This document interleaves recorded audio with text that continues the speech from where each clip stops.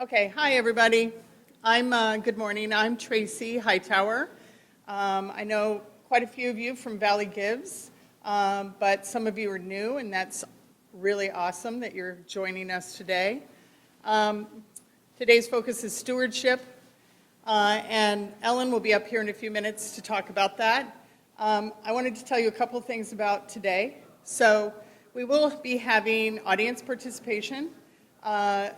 Focus Springfield, our lovely camera operators in the front and in the back, is the Springfield Community Television Station, just a couple blocks from here. And they have generously offered to record today's session. So there'll be a recording available to you. And I will be sending that link to you guys, or somebody from the Community Foundation will be. And it'll also be on Channel 12 in Springfield.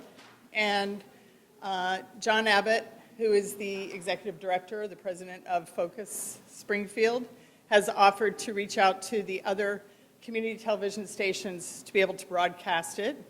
And also, I wanted you to know that if you want to reach out to any of your community television stations, they can help you with making your story. They like doing interviews if you have an event coming up, or if you have something incredible that's happening inside of your organization. They love to have programming on their station.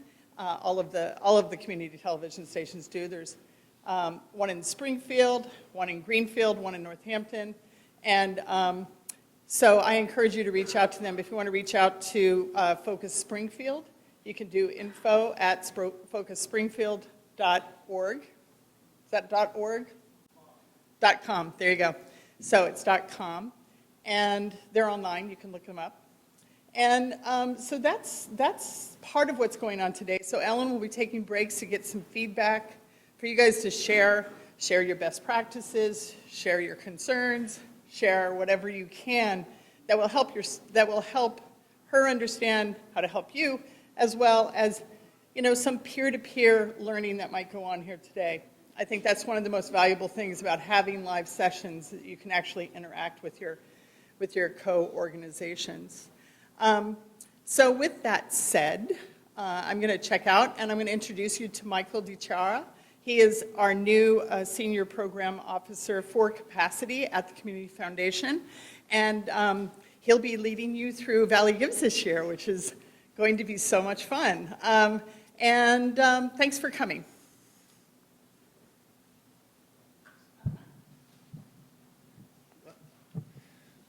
Morning, everybody.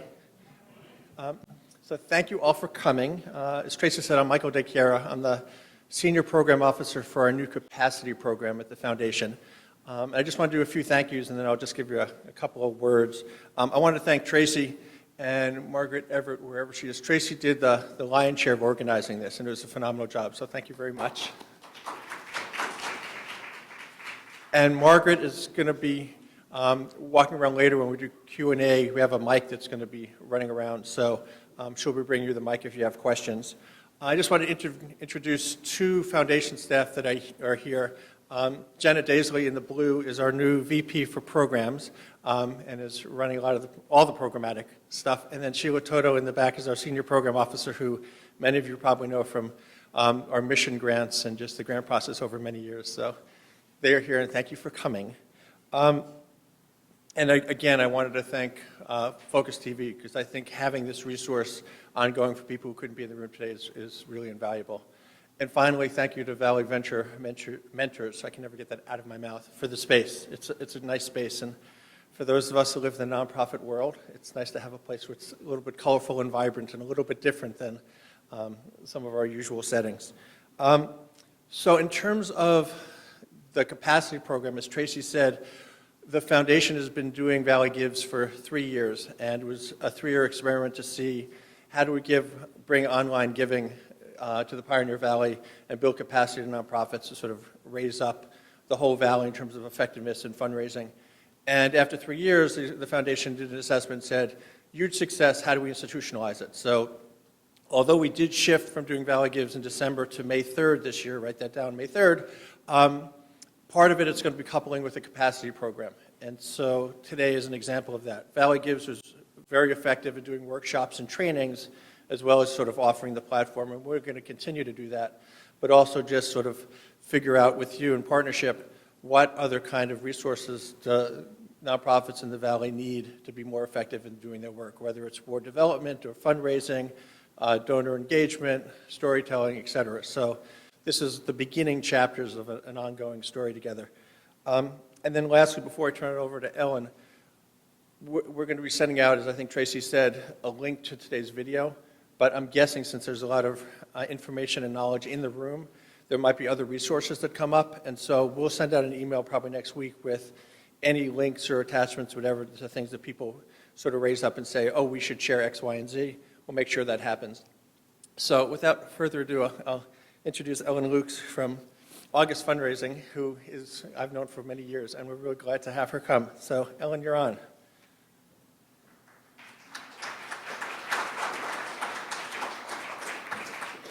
Thank you. Thank you, Community Foundation, for inviting me to be here, and VVM, again, for this terrific space and those cool name tag machines. Actually, what would be helpful for me to start out as we start about talking about stewardship would just be to get a sense of who's in the room. So could I ask how many people are full-time in fundraising, some form of fundraising? Okay. And how many executive directors? And how many board members? Great board members. And how many folks in communications? And then lastly, how many people spend at least 50% of their time on fundraising of some sort? Okay, thank you. My name is Ellen Lukes. I work with a variety of organizations, large, small, capital campaigns, annual fundraising, major gifts, and I always emphasize stewardship because stewardship is so incredibly valuable, and it really is part of the cycle of cultivation, solicitation, stewardship, leading right back into cultivation. Every minute that you spend on good stewardship is making your solicitations more successful, and it's actually saving you money, since we all know that acquiring new donors is very time-consuming and expensive. So if you can keep your current donors and make them more loyal, all the better.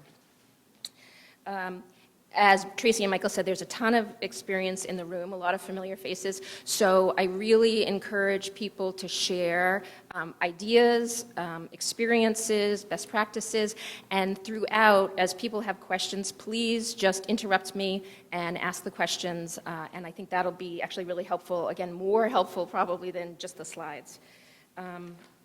So the agenda today is the who, why, what, when of stewardship. Stewardship is, oh, I'm sorry, I'm not doing my slides.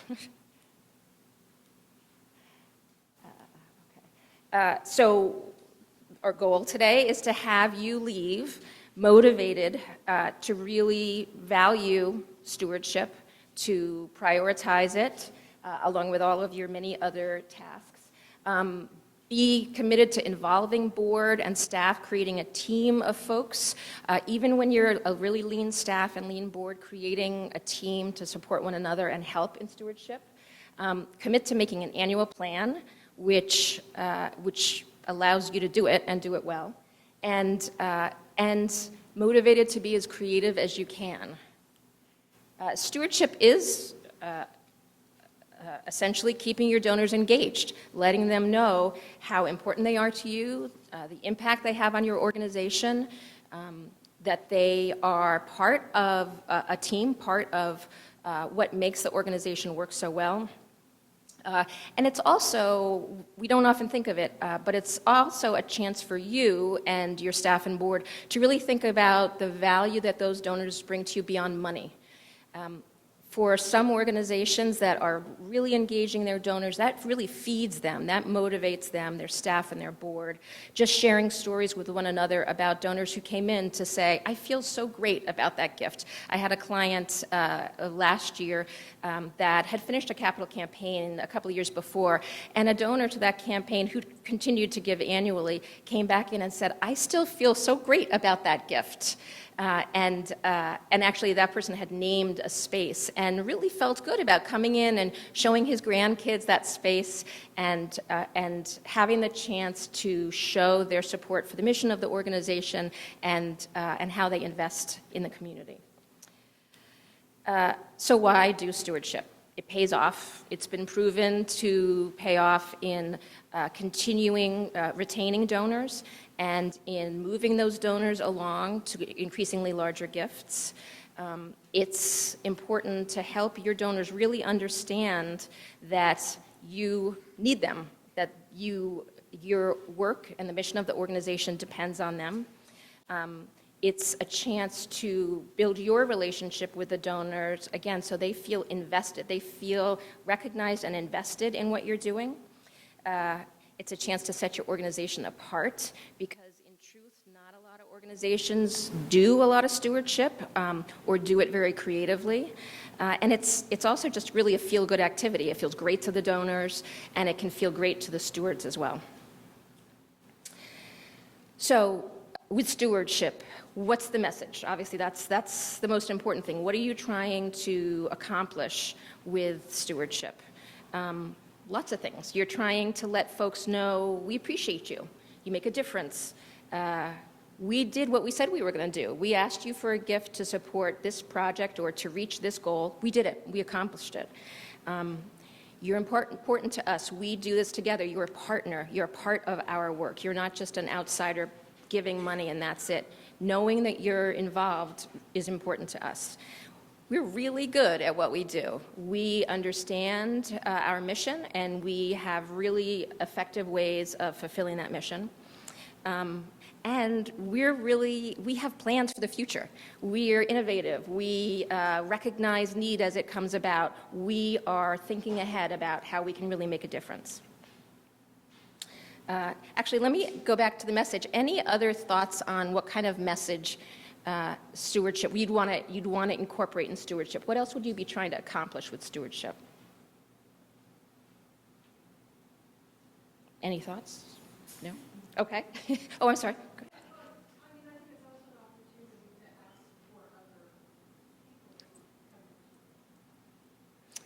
So an opportunity to ask your donors to suggest others who might become donors as well, or ambassadors. Right. To bring a guest to an event or some way to introduce them to an organization. That's a great point. So the substance. You want to know your message, and you want to think about how do I communicate that message? What's the substance of what we're doing? How are we communicating this message? So, thanks. Obviously, a lot of times, you incorporate in your thank you letters for a gift. Thank you. Your gift is important. We appreciate it. But you also want to talk about the use. We fed 5,000 families thanks to your gift last year. An accomplishment. We received this statewide award for our work. We do our work really well. New developments. We're opening a brand new site, and we're excited about it. We'd love you to come see it. The end users. I want to introduce you to Jane, who's the recipient of the scholarship that you created at our institution. Timely issues. Here's a link to a national article talking about issues related to our mission. We've been thinking about this for a while, and we've already, this is how we address that issue, or we're creating new programs to try to address it. Previews. We have a new exhibit coming up, and we'd love for you to come and see it in advance of the public. And the input, asking for input. We're thinking about changing our name, and we're coming to donors who are closest to us, and I'd like to get your input, hear what you think of this idea, this plan. One comment on, one note about asking for input, be very careful what you ask for. If you're not going to use the input, or you don't really want to hear what they have to say, don't ask. First of all, because it makes the donor feel, that was a waste of time, why did they even ask me? If you if you don't want to hear criticism, or you don't want to hear, if you don't want to give the opening to a donor to complain or to address other issues that maybe you're not ready to respond to, then don't ask for input. Any other examples that folks have of maybe how you have, what other kind of substance, what other information you've incorporated in some of your stewardship? Okay. So I have an example of a piece of great stewardship. So this is the Community Foundation stewarding Valley Gives donors on its own. You hopefully have been and will be stewarding your Valley Gives donors, but the Community Foundation has as well. And so here's a great, really simple infographic. It gives a lot of information. It's really easy to read. It's because it's very vibrant, it makes you, it's eye-catching, and it gets you kind of excited, and you feel like, wow, that's really impressive. And I was a part of that. I was a part of making that happen. So the how.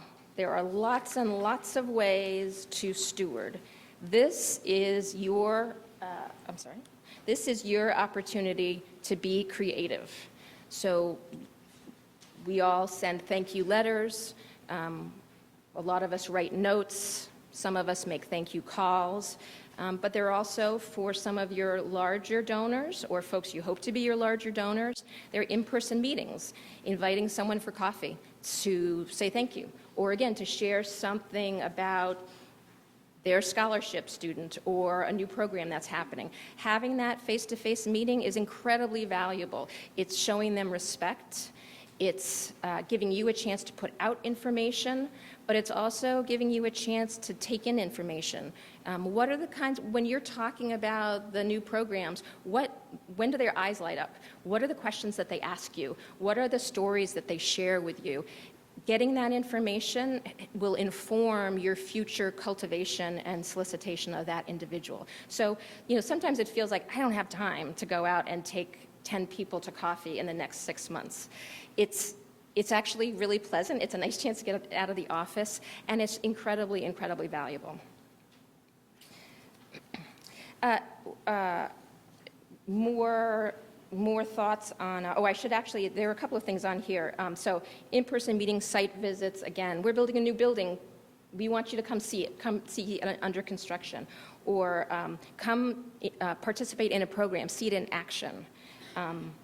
Have donor-only events. Again, bringing folks together to see a dress rehearsal for a play that you're producing. Those donor events, again, it's giving folks a sneak preview. They feel important. They feel like they're on the inside. It's nice to bring donors together. They see, oh, there are lots of other people who care the same as I do about this organization, that care and have put their money into this organization. And a lot of donors like the chance to network, to meet one another, so they might see each other in other settings, and they can connect that way. Interviews, and then later on, I also mention in-person solicitation. So these are two things that folks don't necessarily think of as stewardship, but anytime you are face-to-face with a donor and you're representing the organization, and hopefully representing it well, you're stewarding them. You are showing that individual that you care about them, you care about their story, you care about their response. So you might want to interview them to do a profile in your newsletter. I'm sure all of us have seen in our alumni magazines a profile of an alum who has included the university in their will, and they say something, a testimonial about how important that university was to them. But you might want to interview someone who maybe didn't give a big gift, but gave a really meaningful gift that was something that was important to them. Maybe it's a family that decided over the holidays they were going to put their money towards your organization as opposed to exchanging gifts. And maybe that didn't add up to a lot, but that story is really compelling. So it's great to share that with others, but even in coming to that individual and say, can I sit down and talk with you and interview you about why you did this? That donor is feeling like they're noteworthy, they're special, and you're able, again, to say thank you in that situation, and again, showing respect, creating familiarity with the donor is always a helpful thing.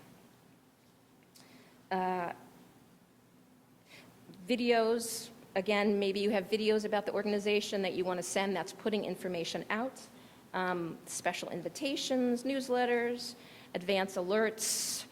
Keep an eye out. In the Republican tomorrow, there's going to be an article about our program. We're really excited about it. Holiday cards, testimonials, in-person solicitation. Again, the fact that you are sitting down with that individual to solicit them face-to-face, it's a tremendous sign of respect.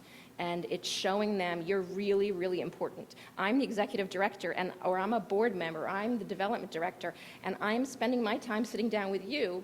You must be significant to us. It's also a chance to listen out again. What are the things that are most interesting to them? What is their personal connection to the mission? Are they telling you anything about their future plans or ability to give? Or maybe they're thinking about including you in their will. All of that is very, very helpful information. And when you leave that meeting, sit in your car and write a couple of quick notes, because that's information that you'll want to keep and be able to reference later on. If you can come back in 6 months and say, I remember you mentioned that you were having surgery. I hope everything went well with that. Again, the donor realizes, oh, you remembered me. You know, I'm a person, and you remembered I'm not just a check writer. Acknowledgement in other settings. So this is something that I'm a big fan of, and it's really easy and cheap to do. Have your board members review your donor lists at every board meeting, if not more frequently. Have them identify who they know. Make sure they're familiar with the names of the top 20 donors, and encourage them to thank those people when they see them in the grocery store, when they see them at school drop-off. Maybe they're at work. It's as simple as saying, I don't know if you know, I'm on the board of VVM, and I saw that you just made a generous gift. Thank you so much. That was really wonderful. And it can end there, or it can continue. You know, it might continue into a conversation. But it's again, saying to the donor you're important. It's the board member themselves has a lot of influence. That person has a reputation. They're saying it to a colleague or a friend who likes them, who respects them. And I didn't know she was on the board of VVM. Well, I guess that must, I'm going to look a little bit more into the organization. You know, I mean, I'm glad I made that gift, but I didn't realize they had such great board members. Or I'm going to talk to her again the next time I see her about some of the work that VVM is doing. Gifts is another way to thank people, steward donors. Be really careful about gifts. You don't want the donor to feel that the money they gave you is coming back to them in a trinket or something, another mug that they don't want. But it is a chance for you to be really creative. So if you're an educational program, you could give them a packet of cards that has poetry written by your participants on each card that they can use for their own thank you notes. If you are an arts organization, you could send them a poster of a performance that's coming up. If you are visiting with someone, you could bring them a basket of fruit that was grown on a community farm that your organization supports. Something tangible should be reinforcing your mission, and it should feel to the donor like, once again, you're sharing with them what you both are working towards, the impact that you both are trying to accomplish through the organization. So I would love to hear if folks have tried other creative forms of stewardship. I'm sorry. And Margaret is in the back with a microphone, so if folks can raise their hands, and then Margaret will come up and give you a voice. Any other creative ideas?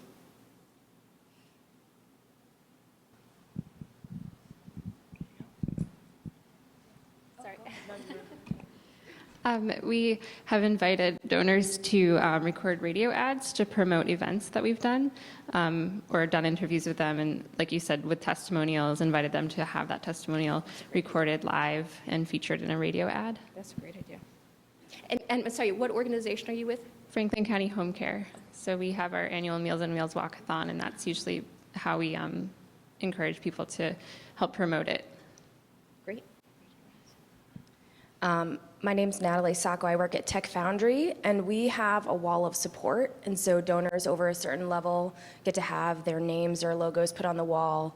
And also donors at a smaller level get to come into the space and sign the wall. Oh, so wow. it's kind of cool and makes our space look really great. Yeah, yeah, yeah. Margaret, up in front. Hi, I'm with, Junior Achievement of Western Mass, and every year we have an event where we actually bring our donors, our educators, our volunteers, and our students together at no cost, and they just get to meet each other and share their successes, and in a really non-threatening, non-asking venue. Hi, I'm Liz with the United Way of Pioneer Valley, but the example I wanted to give was from a private school that I was with previously, that all of the major donors were given season passes for all of the sporting events so that they could come and watch the basketball games or football games at free of charge, and even though it's just a nominal fee to get into the games, they really were kind of felt like VIPs to be able to do that. Yeah. Could I ask you to stand up, just to stand up and say what organization you're with? And then, I'm sorry, unless if it's too complicated. I'm Hallie. I'm on my 4th day at Represent Us. Yay! But I used to work at Smith College, just in stewardship, and one of the, our donors, Smith College, obviously it's different than a local nonprofit, and we would get at least millions of dollars of. Anyway, but one of the most successful things we saw were the simple things. It wasn't the big events or the galas that we've thrown, but we would do photo books or just a simple 4x6 print that we put on, that I would tape onto the front of a cardstock and a handwritten note from our president or a board member, and that sells so much more reward than a gala or a fancy plaque or anything. It's those mid-level donors that like the plaques, of course, but... And when you would do a photo, what would it be of? Something relevant to their gift or just of the college? Sometimes just we've done sets of note cards of images of the college. We've done lots of ones with students just holding, people who are affected by financial aid and everything, by holding up thank you, and one time they were holding a pumpkin that they had carved, really weird things, really fun, creative photo shoots. It's just a 4x6, snap fish pickup at Walgreens. It's 46 cents. It costs you nothing, and it really puts a smile on their face. So, Yeah. That's a great idea. Any other successful or unsuccessful stories? Margaret, I'm sorry. I think halfway back.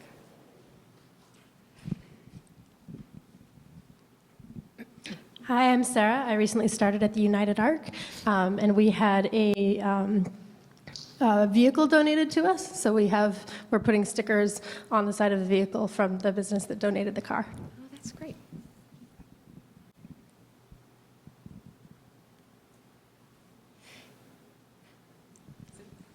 Since you're standing right here, Alicia Cutting, YMCA of Greater Springfield. For our last year's meeting of the members, we had, similar to the little photo, I think it was about a 3.5 by 5 in a clear plastic frame that decorated each of the tables. So it was a little take-home something. But again, it was in a nice frame with many different pictures from all of our different programs across the YMCA. And that was, again, really a very simple, inexpensive gift, but it was very meaningful. And it was faces of folks, end users. Yeah, okay, great.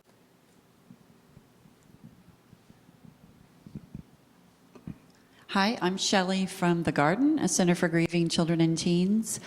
Playing off of that name, I usually give out watering cans to our donors and fill it up with fresh flowers, and as part of my thank you, say thank you for filling our watering can. That's great. Good morning, Rima Dial from Country Dance and Song Society. So since everyone's sharing something that does work, I'll share something that doesn't. It's two parts. So what does work well is getting our board members to write notes as they renew their membership or make a donation. What sometimes doesn't work is that board member sometimes runs out of time and doesn't do their stewardship duty. And so instead of shaming them by doing so, but sometimes we do that too, we have one of the members of our fund development committee have an amnesty period to allow our board members to return materials that they haven't used and they haven't been done, so they can be reassigned to someone else. And once we instituted that amnesty period, it actually, instead of then board members just throwing stuff away or hiding that under their bed, which sometimes, you know, they'll say, or not coming to board meetings. Or not coming to board meetings or not responding to emails or phone calls, that amnesty period has then really just helped to give them an out, because life does happen over the course of the year. Right. So, thank you. And that's a great example of stewarding the board member as well, being conscious of, yes, they're giving you a lot of their time and effort, but you don't want them to feel ashamed and stop giving you their time and effort. You're welcome.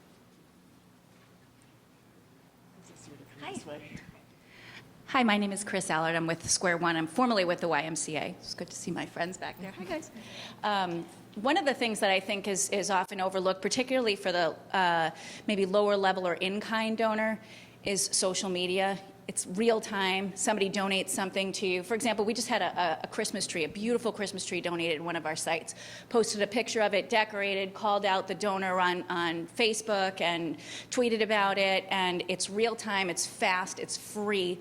And all kinds of comments came. So, you know, people congratulating the donor, which, you know, again, it wasn't a huge gift, but the same thing can work for check presentations. You don't have to wait until it runs in the paper or on Mass Live, which can, you know, sometimes take a little while, or in Business West.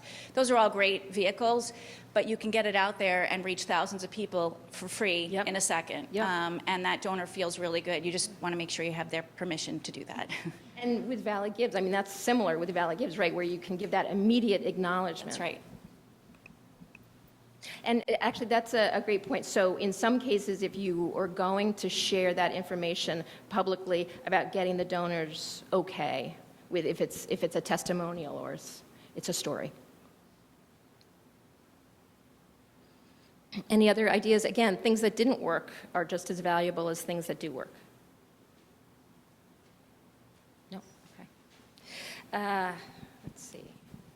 So when to thank? As with Valley Gives, using social media to immediately thank the individual. Now, if the individual's online making a gift and you've done a great job of alerting them to stay tuned to Facebook page or Twitter, then they're seeing that they're being acknowledged right away. That's fantastic. Certainly, if you receive a check or a gift card that comes in the mail, you want to be able to acknowledge and receipt that gift, ideally within 3 days. There are busy times of the year where that's really hard to do, and if you can't staff up temporarily to get those checks processed and those letters out, what you can do is at least open the envelopes and get names of folks, and if there are gifts that were personally solicited, immediately call the solicitor and say, Jane just sent in her check. Could you give her a call? So she might not get the letter for a week, but she's getting a call directly from the person who solicited it. If you don't have too many of those checks coming in, if you can just literally print out a list of names, send that to your board, ask them to call anyone they know to say a quick thank you, leave a message even if they have to. It doesn't have to be an in-person conversation, just wanted to leave a quick message, saw that you made a generous gift, thank you. With stewardship, I am a big fan of stewarding regularly, consistently, and I always suggest quarterly. Again, doesn't have to be a big, long newsletter. It can come in lots of different forms. It can come in an invitation. It can come in a quick, short email alert, but some kind of a touch that is keeping the organization in front of the donor. You don't want to overdo it. You don't want to be, I mean, we all get lots of emails, and I'm sure we all know organizations that you end up feeling annoyed by them because you get so much. We don't want our donors to feel annoyed. We want them to open what we send and feel excited. So concise and consistency. And for your larger donors, to have an in-person contact at least once a year. And it doesn't count if you invite them to an event and they don't show. Or you can't set a date for the coffee that you were hoping to have. One face-to-face conversation in a year. Again, it's not just you, it's not the symbolic effort to reach out, but it's actually the connection that you want to make with the individual, and just as much as you're putting out information, taking in information as well. Any other thoughts about when and frequency? Again, things that have worked for folks or that they've gotten feedback on, or things that didn't work? So I'm going to chip in at Steve back again. This is something that I've worked on a lot, which is what database or software solution you choose to manage your donors. And I really would advocate for, like, a 21st century solution, not a 20th, which is, a cloud-based CRM platform. They come in lots of different shapes and sizes. Some are free. They still require investment. Some have nominal fees. Some cost a lot of money. But really having that 360 understanding of your donor at your fingertips, not just for you, but your board and your executive staff, is really invaluable. And by 360, it's donation history, it's communications history, like which campaigns you've segmented them into, what have this response rate been, have they attended events, are there any other notes and stuff. I'm a big advocate. I don't work for them for Salesforce. It's an interesting solution, but something like that, I think, even in a small shop, can go a long way to you. It is a kind of fairly large upfront investment, but I think it will pay off. And I think there are, I think that the electronic tracking is so key. And if you can't afford one of the, actually sometimes it's good if you can't afford one of the ones with bells and whistles, because that can get you into trouble sometimes. But regardless of if you do invest in even one of the free ones, just make sure that you are trained in depth and you have at least one backup. It doesn't have to be someone who uses it all the time, but if you're sick, they can get in there. Make sure you know it and you understand it and you're putting information in the right place so that you can pull it out, because it's all about pulling it out efficiently. Is all your spelling correct? Do you have capitalization, all of that? I was actually just going to second that, but there are ones that are set up specifically for nonprofits, and so those work great because they know their donors, not customers. And you can also use it to track volunteers and things like that. So, and there are some wide range of prices, and I actually have looked into several of them if anybody wants to ask me about it later. I have something to say. We're going to talk about databases a little later, right, and segmenting? Is that right? Briefly, so yes, Okay. Go ahead now. So when is a really good question. So when you have something fantastic happening, if you have a Twitter account, if you have a Facebook account, you should send it out immediately. That's a good win. And when you have an event, have a photo booth. Send them out immediately as the event's going on. Drive your hype, drive your brand, drive whatever you are driving that night, your message. So. Any other comments on the when?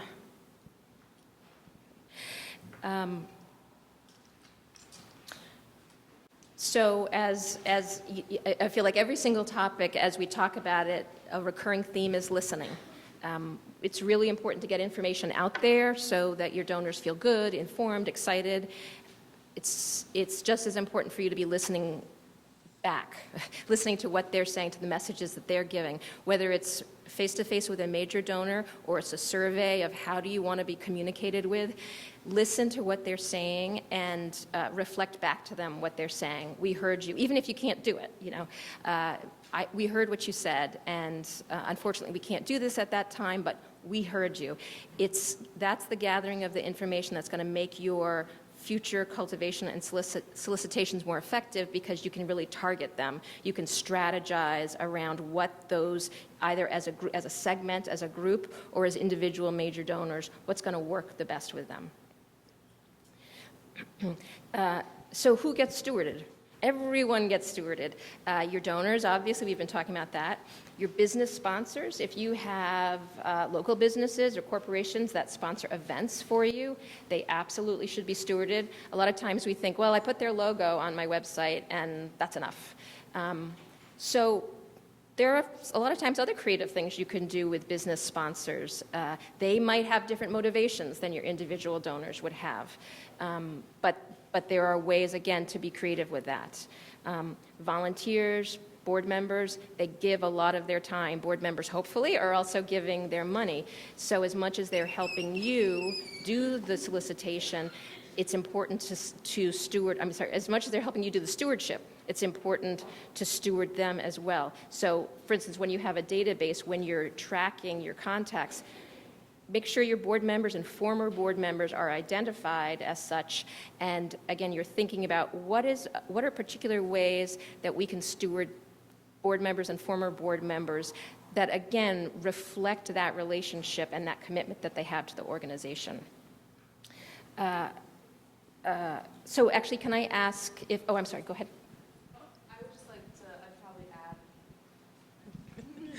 I would probably add staff, because sometimes staff are donors and you don't consider them a donor.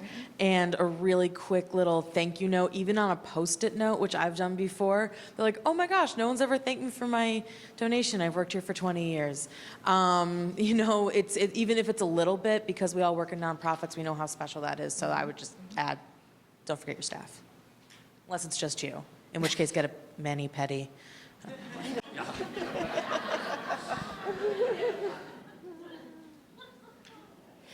Any creative thoughts about or past experience stewarding corporate sponsors, business sponsors, things that have worked, things that haven't worked? Amy.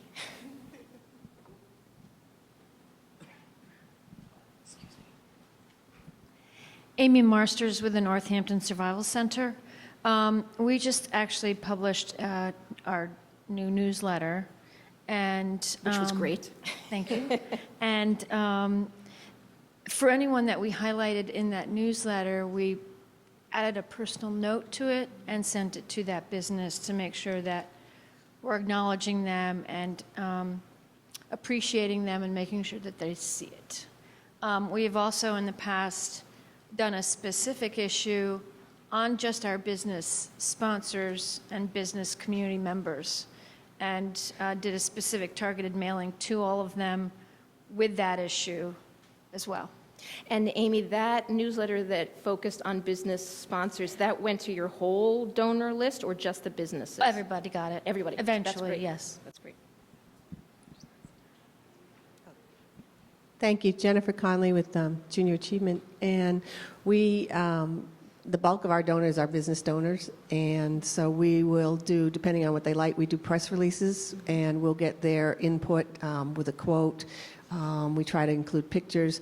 We just held one of our large events, and with like 600 students, and the students actually write thank you notes to their sponsors, and then we take a picture of each group with a thank you and who the school is, and send that in a packet along with a T-shirt that the sponsors have. So they're on the T-shirt, they get the T-shirt, Okay. they get the program, they get a thank you note from the students, and a picture of the students that they sponsored.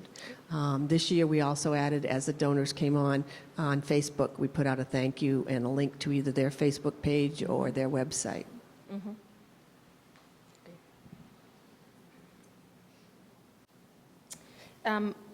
Again, oh, I'm sorry, go ahead.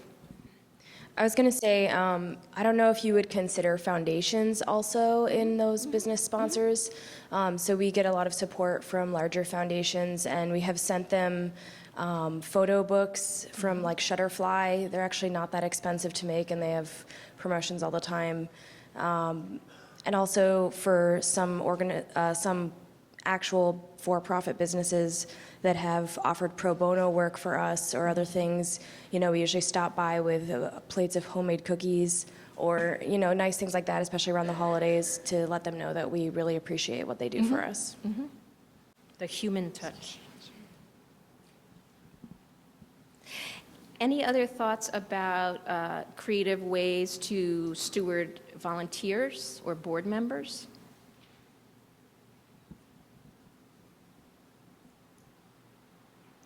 Sorry, because April is National Volunteer Month, and so every day in April, we selected a different volunteer and got a picture of them volunteering in the classroom and thanked them on Facebook.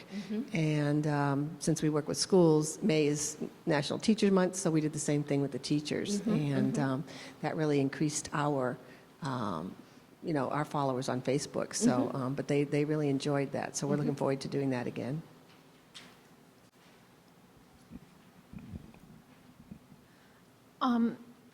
Our last volunteer appreciation event, we actually asked the volunteers to share another part of themselves with each other, so that if they were an artist or a musician or had anything that they wanted to share of themselves beyond the work and the side of them that we know at the center.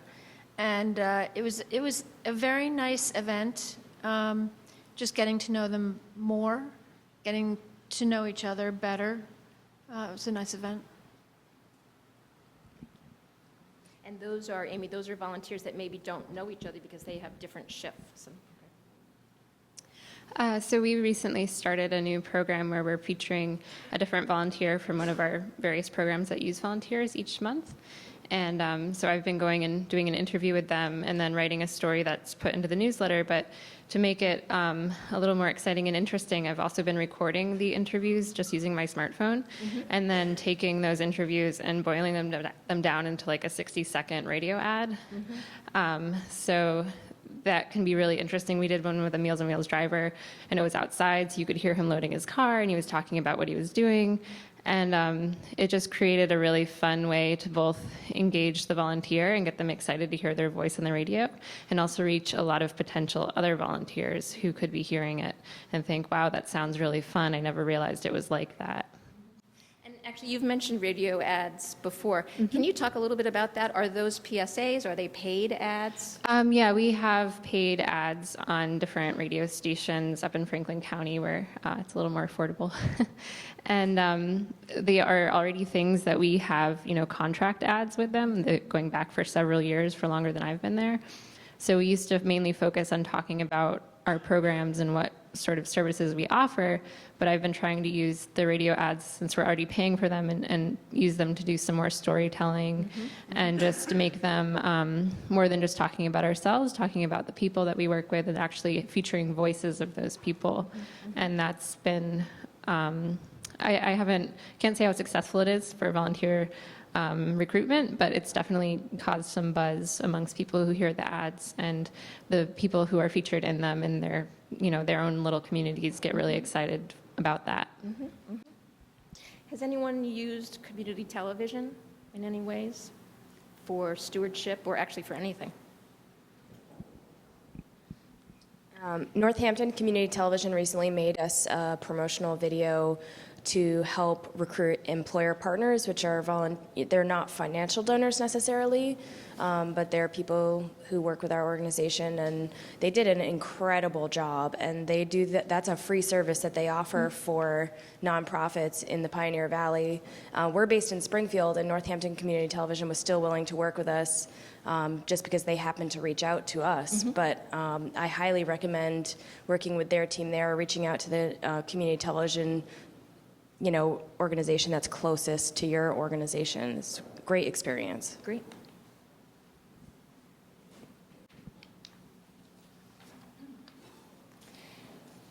So who does the stewardship?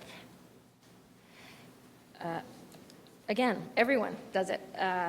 Your development staff, obviously, your executive director, but also your staff and your board.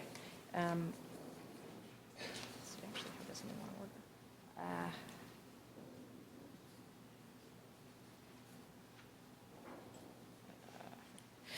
me actually go back. So your staff may have a program, you may not have a lot of administrative staff, maybe you do. But regardless, senior staff ideally should be prepared and able to talk with donors, to join the executive director or a board member on a visit, on a stewardship visit, or actually on a solicitation visit too. Those are the folks who can speak directly to the work. They are the front line folks, and often they're the most powerful. And that, again, that helps being unrefined in that way, as a lot of the program staff are, is very powerful with donors in stewarding them. And they should also, every staff member should be prepared to receive visitors at the site. You never know who a visitor is, so in general, they should be prepared, but certainly if they know that donors are coming through, folks should be prepared to be gracious and all, but also if they're asked about what they do, to talk about it, and to talk about, again, who the end users are, how does their role fit into the big picture. Volunteers, similarly, if they're on site, they should be prepped to be able to talk to donors as they come in, talk to anybody as they come in, and talk about their work, their experience. I'm going to go back to board members. We talked about this a little bit already, but board members, in addition to all of their fiduciary responsibility for the organization, they're your ambassadors. And that work sometimes is intimidating to board members, and they feel as though I'm not a fundraiser, I don't feel comfortable asking for money. Well, this stewardship is perfect for them then. It's a really feel-good event. It's really simple. Sign a thank you letter, write a personal note to somebody that you know, make thank you calls. Again, even if you leave messages, the number of donors that say, I got a message from a board member of VVM saying thank you, that really meant a lot. The number of board members that say, oh, I got Susie on the phone, and she was so surprised to get a thank you call and talked a little bit about why she gives. A lot of times it makes the board member feel proud because they're getting such good feedback about the organization. Again, as we were talking about before, have board members become familiar with the top donors, so if they do meet them at some point, they can acknowledge them as a donor, and also to look at recent donor lists so they can find people they know and be ready to acknowledge them when they see them. I just actually want to go back to the idea of listening and taking information in. When you're doing that and when you're encouraging your board and staff to do that, encourage them to listen honestly. Don't just hear what you want to hear. Don't be afraid to hear the criticism.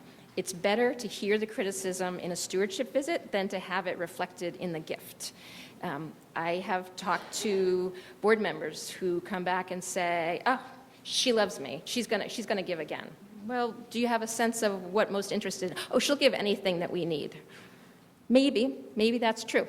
But even if that's true, you want to be able to steward her in the future in a way that's meaningful to her. So hearing, again, what sparked her interest, what did she tell you about her? If you go in and you don't want to hear the negative, or you feel, I can't respond to it, so I'm going to sidestep it, that communicates something to the donor, and that is, they're not listening to me, or they can't respond to this concern. Sometimes, and it's understandable, you're in a meeting, you hear something, but you don't really acknowledge it or you don't recognize it as something that you should address until later. It's never too late. When you send a follow-up thank you note for coffee, address it. I know that you mentioned a concern about X. Here's some more information that might be of interest to you to help you better understand our approach to that. Okay, so committing to making it happen. Boy, this all sounds great, Ellen. It sounds, yeah. Stewardship sounds like it's really important. I'm incredibly busy, and I don't have a lot of time to do it. So I would say if your job is fundraising or part of your job is fundraising, stewardship should absolutely be as important as solicitation, because again, it's what feeds your solicitation. If your contact with donors is only asking for money, that's going to drain away. That doesn't allow them to feel good. And again, think of stewardship. It doesn't have to be super time consuming. It doesn't have to be very complicated. It's just about showing respect and that personal touch. So preparing. Valley Gives coming up in May. This is a great time once the calendar year is over and you've processed all the checks and gifts that are coming in. January, February, March, a terrific time to get all your ducks in a row. Is your database clean? Do you have good addresses on people? Do you have correct spellings? Do you have email addresses? Are you able to segment donors easily and pull those lists appropriately? So in other words, can you easily pull a list of only the donors for whom you have email addresses? Can you easily personalize mass mailings or those email, if you're sending out an email alert and you have an email address, can you personalize it so it says, Dear Ellen? Can you identify who gave through Valley Gives? Not just the folks that you have email addresses for, but folks who gave through Valley Gives so that you can acknowledge them as Valley Give donors. Thank you for giving last year, or thank you for giving through Valley Gives in the past. May 3rd, Valley Gives is coming up again, May 3rd. This is the perfect time because it's not just in front of us. You don't have to send 6 emails a day. This is the time to really cultivate folks who have been Valley Give donors and help them feel invested and excited about your organization. And again, with ongoing stewardship, think about when you're looking at your database, think about how are you able to segment that database, those donors, by their gift level, how recently they give, how consistently they give, because again, in an ideal world, at some point you might want to do a special mailing to lapsed donors or to donors who have given every single year for 5 years so that you can acknowledge them as a loyal donor. We wanted to show you the back page for Valley Gives, because if you don't have all the names and the email address of your past Valley Gives donors, it's there, and I believe it's still up. It's always up, right? So it's accessible to you. If you haven't, go in there, pull this information, incorporate it into your database, and use it. Use it for your stewardship. And plan. Again, you're really, really busy. So a plan is incredibly helpful in getting everything done, actually. A stewardship plan can be really, really simple, and it's part of your annual calendar. You want a stewardship plan to be annual. You want to look at the entire year. You want to calendar everything. If you don't already, even if you didn't do stewardship, I would encourage you to do an annual calendar. When are you sending out your appeals? When are you having events? If you have communications that are going out, newsletters, when are those going out? Incorporate into that stewardship so that you're not suddenly doing everything in May and crazy busy, or you don't have a lag where nothing is happening for 3 months. Again, try to segment as much as you can by giving levels, giving solicitation types. Was it Valley Gives? Was it a face-to-face solicitation? Constituencies. Determine, when you're doing your plan, determine how many times do I want to touch this group of people? Is the way I want to touch Valley Gives donors different than the way I want to touch major donors? And then brainstorm. What are the creative ways that you can make those touches? Identify, are there costs associated with it? Are you going to print something and you need to pay for design, and you need to pay for print, you need to pay for postage? Are you doing a lot of face-to-face visits and you need to budget time, money for lunches or coffee? Make sure you assign each of these. It's not just you. You should never take on stewardship alone. Recruit your board, recruit other staff members. They don't have to commit a lot of time to it, but their involvement is really essential. And again, be sure to coordinate with all your other fundraising activities so that your stewardship is really spaced out between appeals. Any other thoughts about ways to plan to prepare? And actually, I did an example of just a really simple stewardship plan. It's a little hard to read, so use your printouts. Just really, really simple. The top 9 things or top 10 things that you want to do in stewarding. You, of course, can make a much more complicated, detailed stewardship plan. You can you can incorporate, when do we need to start drafting that appeal? When do we need to recruit the designer? When do we need to get it to the print house? When do we need to get it in the mail? But if you're really busy, at the very least, I would encourage you, just do a table. Just have 5 columns, a table. Even if you say, I'm only going to do 3 of these things, make a table of it, and create an annual calendar, and commit to sticking to it. Any other ideas or successes in planning and making sure that you're following through on your stewardship?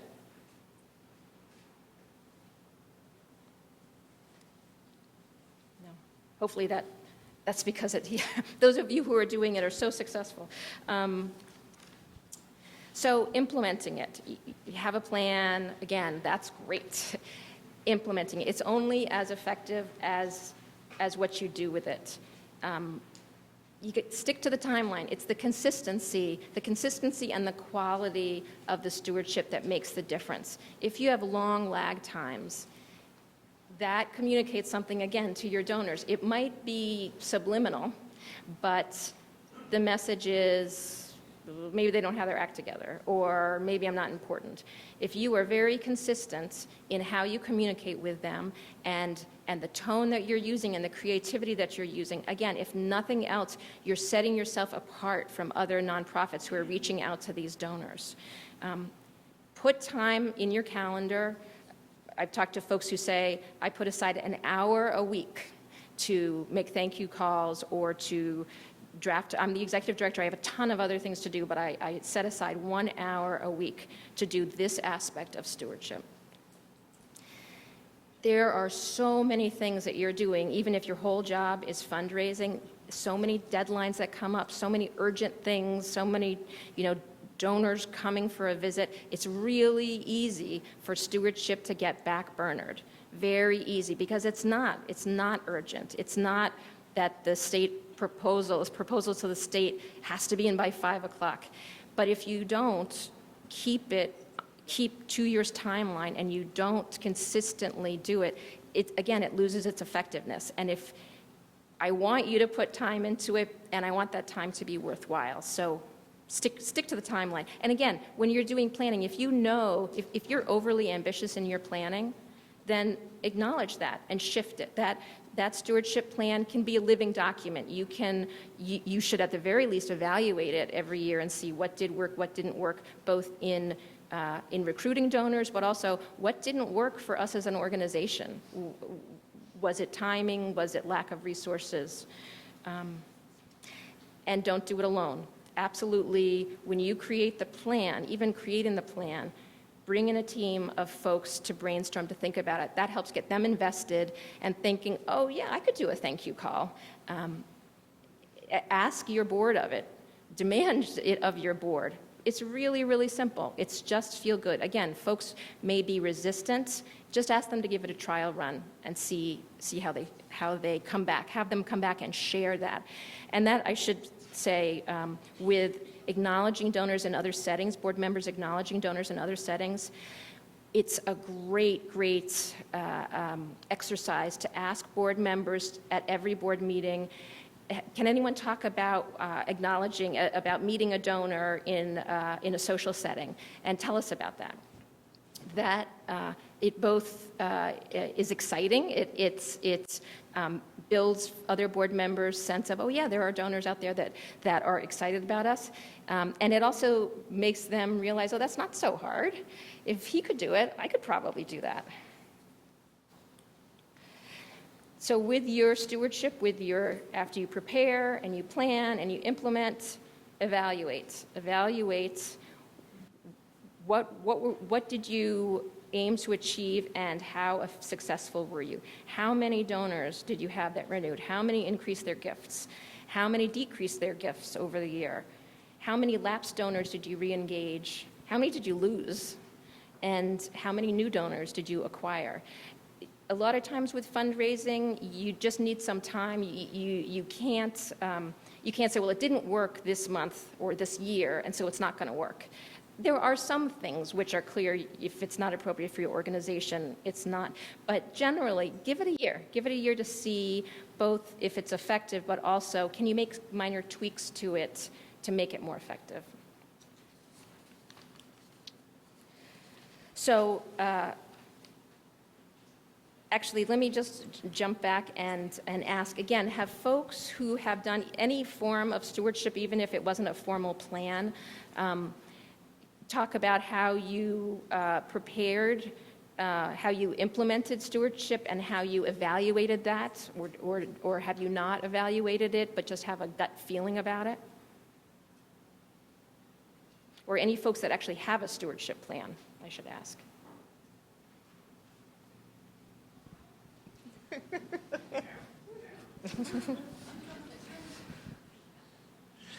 We do have one. We have a kind of pretty sophisticated development and stewardship plan that we wrote with a pair of consultants, Tom Ahern and Simone Joyot, who some guys might recognize. I have to say we've done a really bad job of reading it and following it, especially the evaluation part. So yeah, turns out got a plan. Great.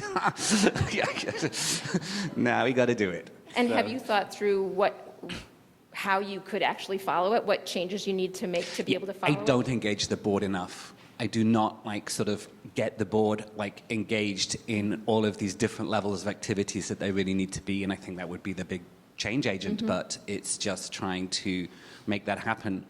We have a bit of a funky board, but that's a different conversation, but it's still a board. And actually, I'd love to hear folks who had success in recruiting their board when their board maybe in the past wasn't particularly active.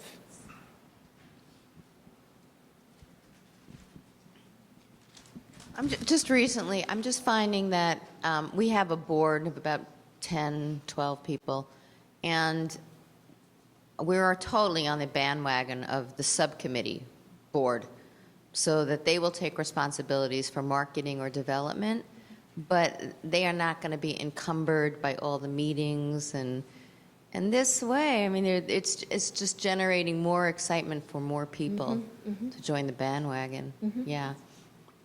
And they're, a lot of them are younger, so they're totally engaged in social media and doing Hootsuite and scheduling events on your site weekly, monthly. Yeah. Right, encouraging, that's a great point. If the organization through their Facebook page or even email sends out a link to a great article, have your board members share it, have them Facebook it, have them tweet it. Right, and write about your board members.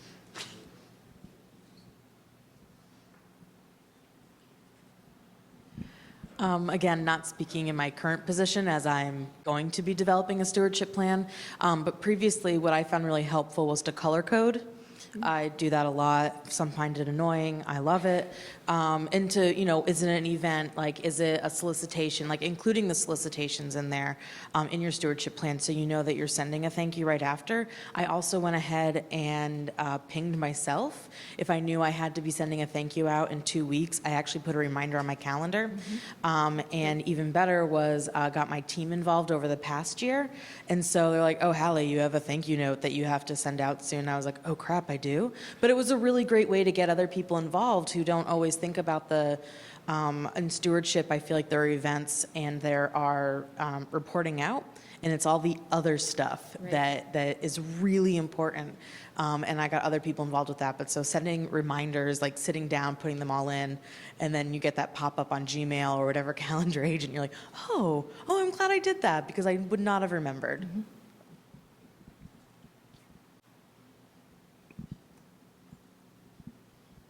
Hi, I'm from the Friends of Forbes Library in Northampton, and we are a very small group board.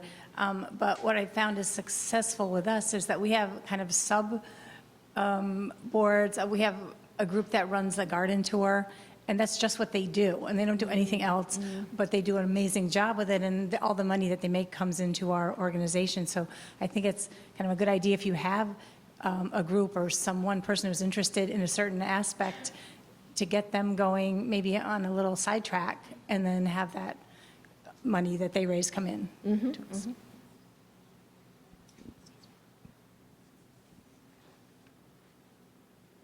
So, summarize. Stewardship builds confidence in your donors. It feels great. It requires commitment.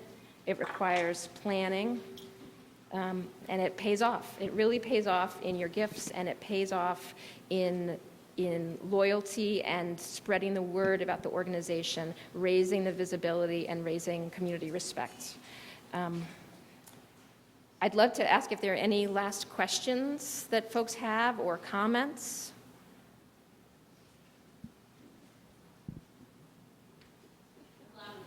Okay.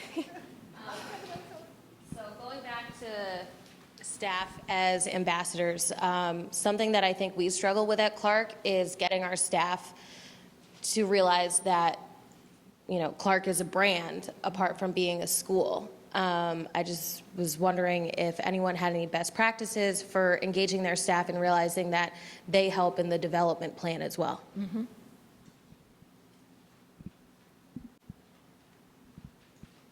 Any thoughts on helping staff recognize the importance of representing the brand, representing the organization?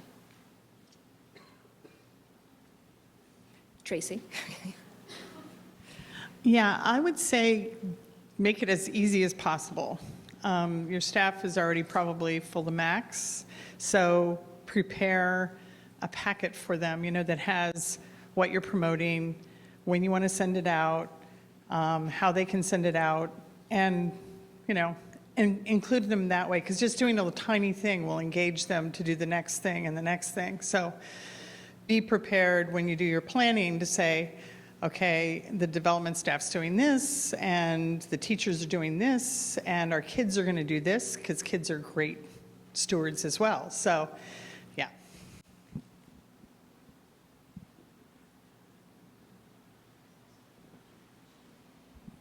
Hi, I'm Angelina from Stavros, and a couple of things that we do with our staff is if we're going to send a newsletter out to the donors, we send them to them first. We have some issues because not all our staff are in-house, they are on the road, so we send them to the email to them. We also, like for example, for the Giving Tuesday, one of the things that we did was we send postcards, so we put one postcard to all of our staff members on their boxes. And then another thing that we do is we do a lot of advocacy work, and usually our hashtag is advocacy works. So every time we're going to do advocacy, we send it out to them first. And it's like, you are important. You are the first person that we're going to tell this. Please tell your friends, tell your family. And then we send it out. So we don't do anything unless we tell them. We also send out a monthly calendar to them, telling them all that is going to happen, not only on development, but on the organization as a whole, so that they never surprised and someone asked them, oh, I heard that you guys were having a ramp build up on this day. They know because we already told them, and they appreciate that more.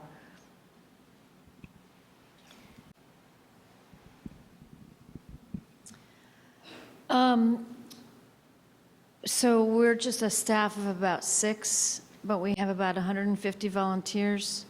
And so the volunteer coordinator and I talk a lot about volunteers and donors, because they usually can go hand in hand. So sort of the messaging around donors is important for her to know. And it's good for me to also know the volunteers. As well as I'm always at our staff meetings asking about any input and ideas about Facebook messaging and our newsletters. I want it to be a joint effort, and I'm also always updating them on any development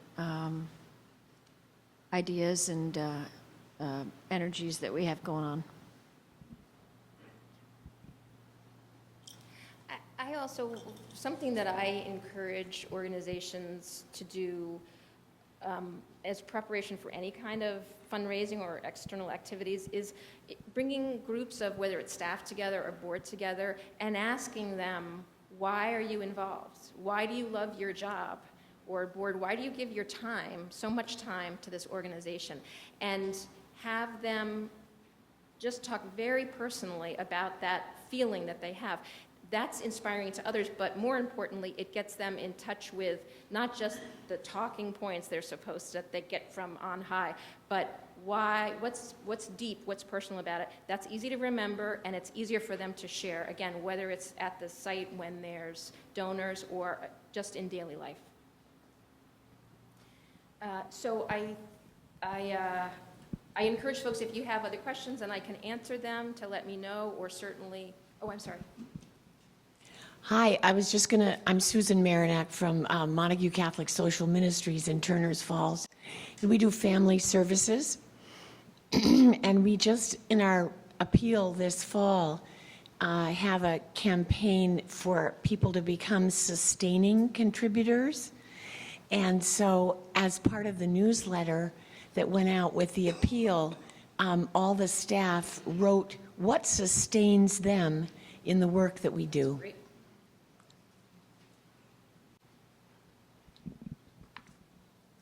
So, yeah, so thank you, everybody. Again, thank you. I think Michael's going to say a few words, but my thanks to everybody and Community Foundation and VVM. And if I can be helpful, feel free to give a call or email.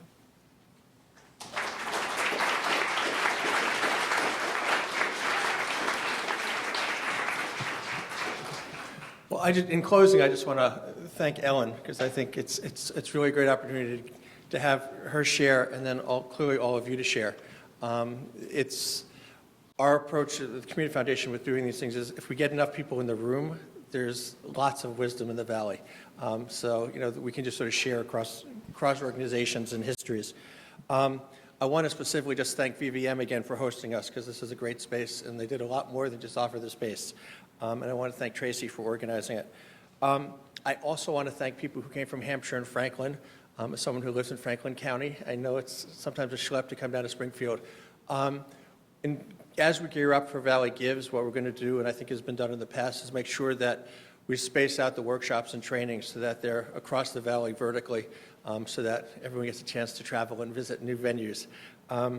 And speaking of that, so May 3rd is Valley Gives Day, and what the plan is beginning of the year that we're going to start having a whole bunch of training, just as have happened before, different varieties. If you guys have thoughts, please email me. My email's on the Community Foundation website, of things that, we've done very successful things, in terms of Valley Gives 101 or storytelling, but if there's things that you say, this year I've been doing it for 3 years, what's the next thing that I really want to sort of dig into? Or what do I think the community could really benefit from in terms of making it more effective, especially going from December to May?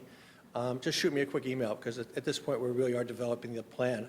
So it's a great time to sort of share that. Two other just things. We're going to send out an email next week, both with the PowerPoint and the link to the video. So if you want to either see it again or share it with someone, either of those things, just expect that. And hopefully we have everyone's email. If you don't, Margaret can collect it if for some reason you didn't register already. And lastly, there's still lots of food and coffee, because they came and refreshed it in the middle. So take something for the road. And thank you all. It was a great session.